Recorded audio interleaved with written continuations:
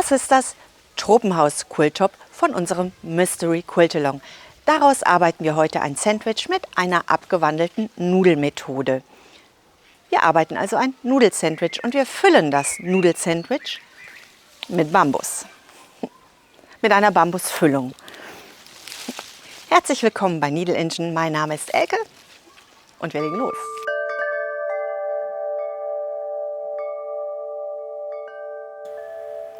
Das ist die Bambusfüllung von Matilda's Own.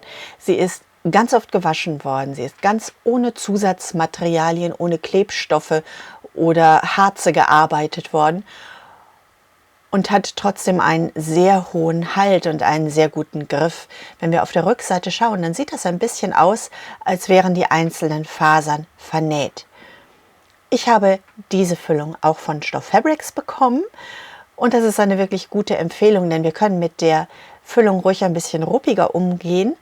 Das macht der Füllung gar nichts und wir können sie ohne Probleme in die Waschmaschine stecken. Auch das ist wunderschön.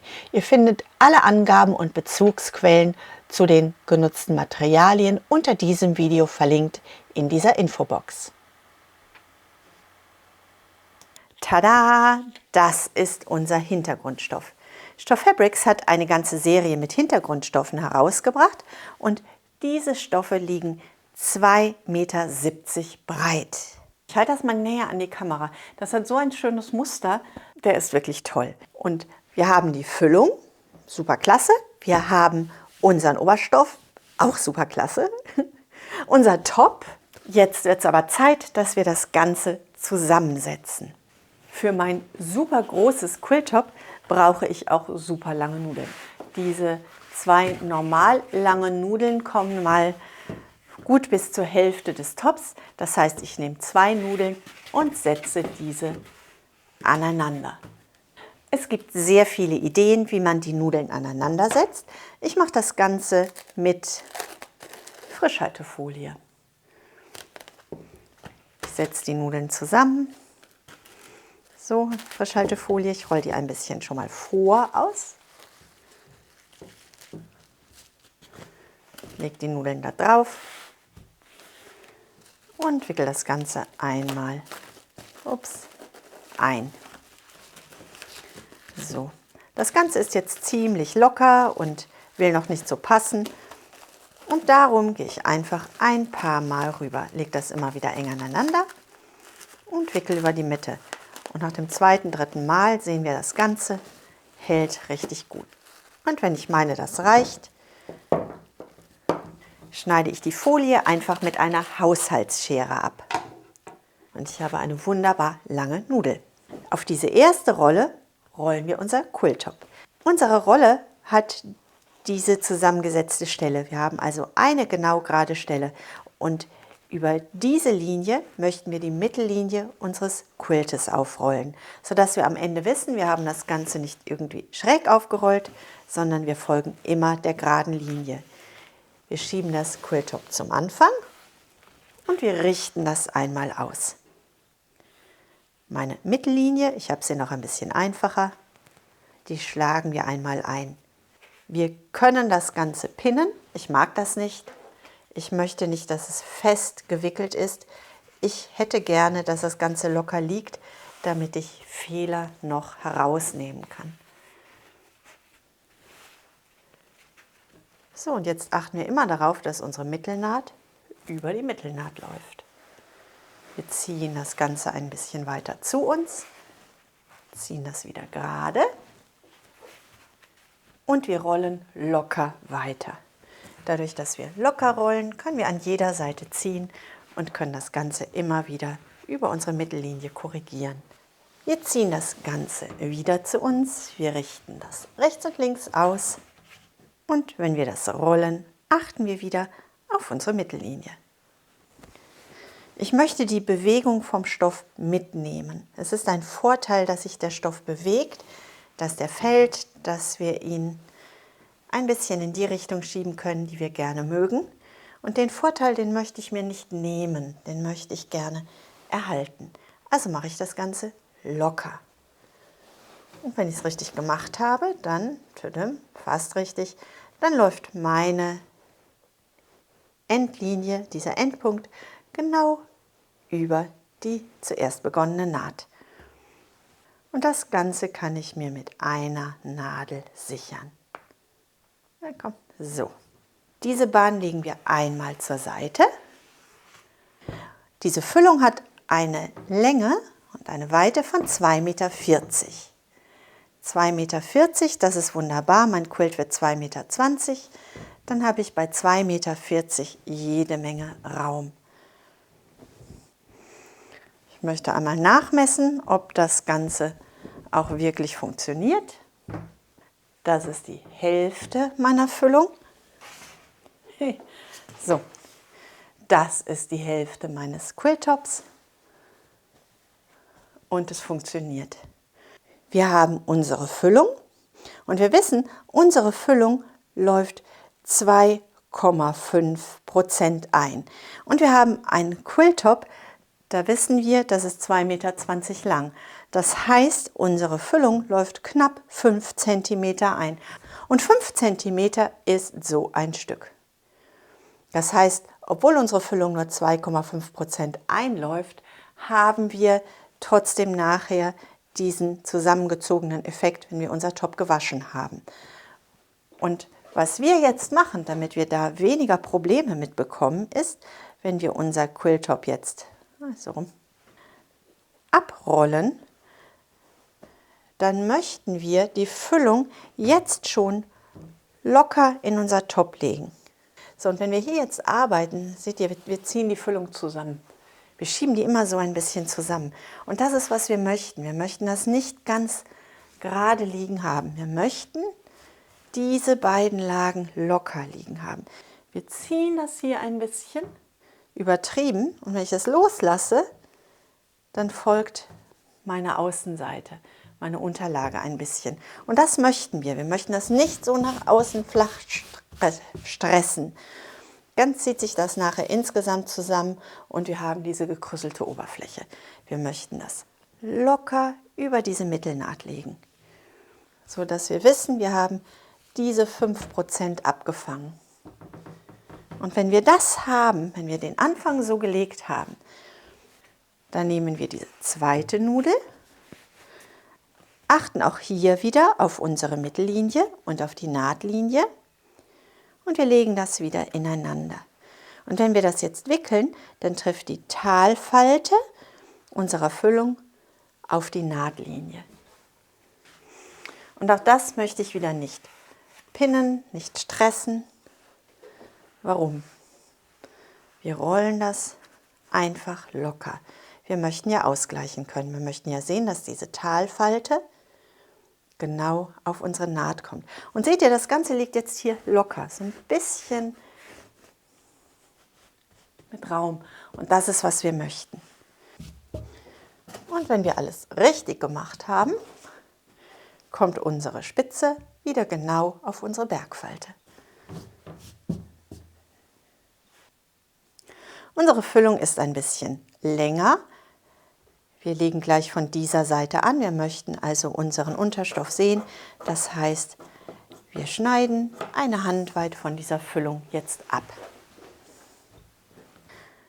Das Ganze rollen wir einmal zusammen. Das liegt eigentlich schon so. Da brauchen wir gar nichts pinnen. Und wir legen diese Rolle einmal zur Seite.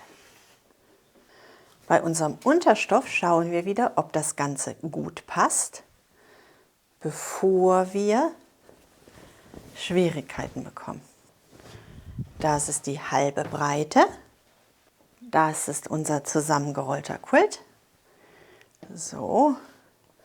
Und ich sehe, dass die Länge passt. Die Talfalte liegt am Stoffbruch und das Ende unserer Füllung lässt noch ein bisschen Stoff von unserem Hintergrundstoff übrig. Das passt. Dann können wir unseren Hintergrundstoff vorbereiten. Unsere Stoffaußenseite soll ja gleich auch außen liegen. Also legen wir die Stoffinnenseite nach oben. Und so schaut das aus. Wir haben unsere Talfalte, wir haben die Mitte unserer Nudel und das Ganze möchten wir nun richtig glatt auslegen.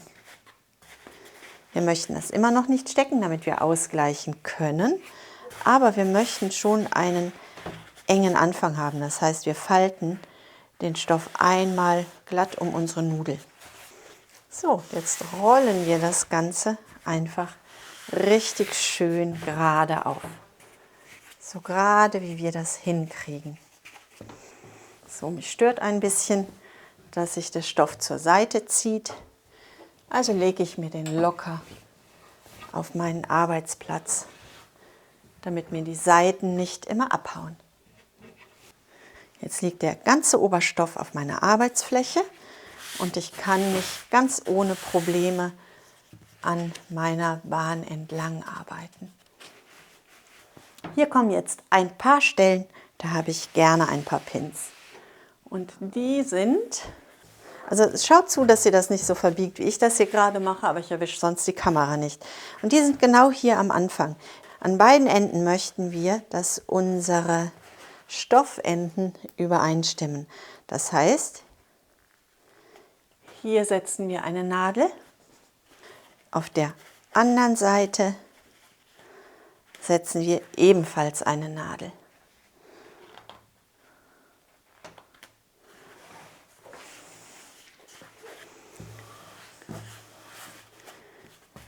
Haben wir die Nadeln gleich gesetzt. Wenn wir das haben, wenn wir es kontrolliert haben, fangen wir an und rollen und streichen. Wir streichen direkt am Anfang unseren Stoff nach außen. Und die Nadeln, die wir am Anfang und am Ende stecken, mit denen können wir den Stoff auf unsere Rolle spannen. Arbeitet immer mit den Informationen, die ihr hundertprozentig sicher habt. Ihr wisst, die Webkanten stimmen überein und ihr wisst, die Mittelfalte stimmt überein. Und das sind 3 vergleichbare Maße, mit denen ihr arbeiten könnt. Und die letzte Kurve. Oh, guck mal, hier bin ich ein bisschen lockerer geworden.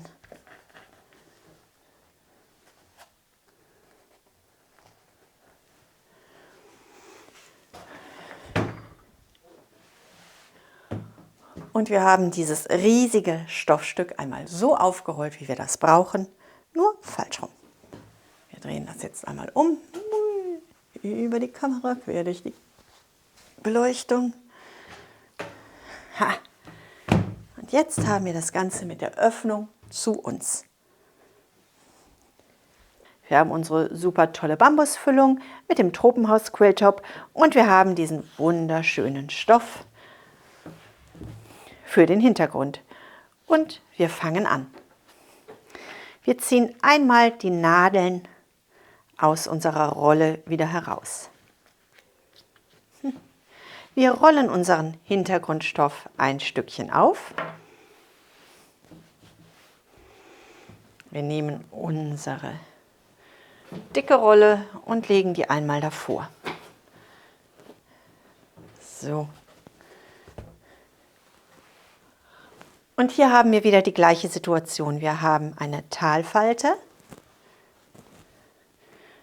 und wir haben eine zweite Talfalte, eine zweite Mittelfalte und hier die Mittelfalte an unserem zusammengerollten Quilltop. Wir achten darauf, dass wir ein Stückchen Stoff am Anfang überhalten und wir legen das locker aus. Wir gehen ein bisschen näher, wir können ja hier noch etwas abschneiden. Hier möchten wir jetzt, dass der untere Stoff ganz genau gerade liegt, dass wir da keine Beulen bekommen. Das heißt, wir ziehen das Ganze einmal, wir halten unsere Rolle fest und wir ziehen einmal an diesem Stoffanfang. Jetzt haben wir einen guten Start. Wir haben unseren Hintergrundstoff richtig schön glatt liegen. Wir haben unsere vordere Rolle locker liegen. Und wir setzen die ersten Clip. Diese Bambusfüllung zeichnet sich auch dadurch aus, dass man sie sehr gut verarbeiten kann, dass die Nadeln sehr leicht durch die Füllung gehen. Die erste Reihe haben wir.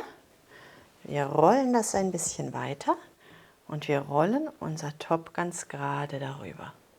Mehr möchten wir gar nicht machen, wir haben eine gute Basis gelegt.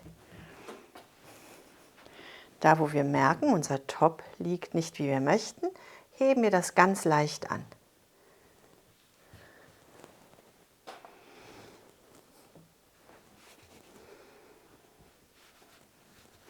Da, wo die Füllung sich so zusammenschiebt, gehen wir einfach locker mit der Hand drüber. Wir möchten diese Füllung großzügig verteilt haben. Wir kontrollieren, bevor wir weitermachen, liegt das Ganze noch genau in der Mitte. Und dann geht es weiter.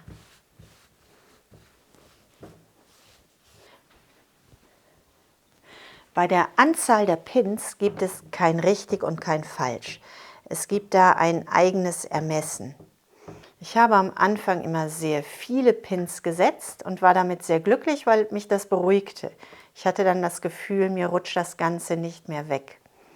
Mittlerweile setze ich eher wenig Pins, weil ich dann das Gefühl habe, ich habe mehr Kontrolle. Wenn ich meine Pins hier ganz eng setze, so dass ich sage, ich habe jetzt hier auf jedem Patch einen Pin, dann habe ich das Ganze super sicher, aber wenn ich jetzt quilte, sind mir sofort Nadeln im Weg. Das ist mir zu viel. Wenn ich die Abstände zu groß lasse, dann bleibt mein Quilt nicht mehr gerade liegen. Das heißt, das ist ein bisschen eine Ermessensfrage, wie man das denn für sich am liebsten hat.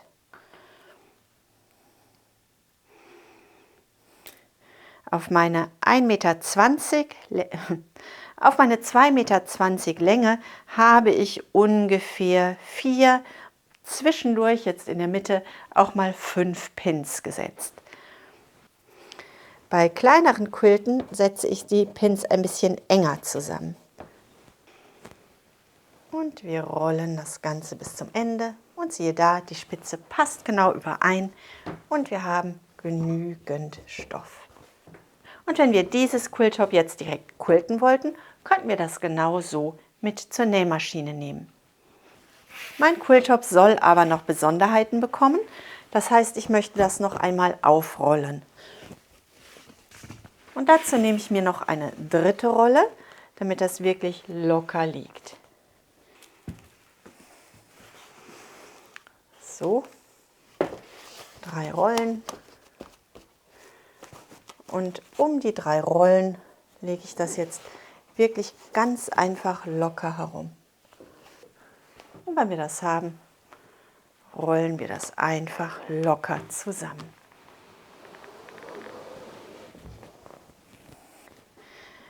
Wir sichern das Ganze mit ein paar Nadeln. Also wir schauen, dass wir die Nadeln auf jeden Fall auch in die Rolle stecken. Und jetzt können wir alles arbeiten, das wir noch arbeiten möchten. Unser Quilt ist sicher aufgehoben und wir können ihn auf ein Gästebett oder sonst was legen, irgendwo da, wo wir ihn lang legen können, bis wir ihn verarbeiten. Ich wünsche euch eine wunderbare Woche, bleibt gesund und glücklich und denkt daran, was immer auch passiert, einfach weiter patchen und quilten. Bis zum nächsten Mal, tschüss!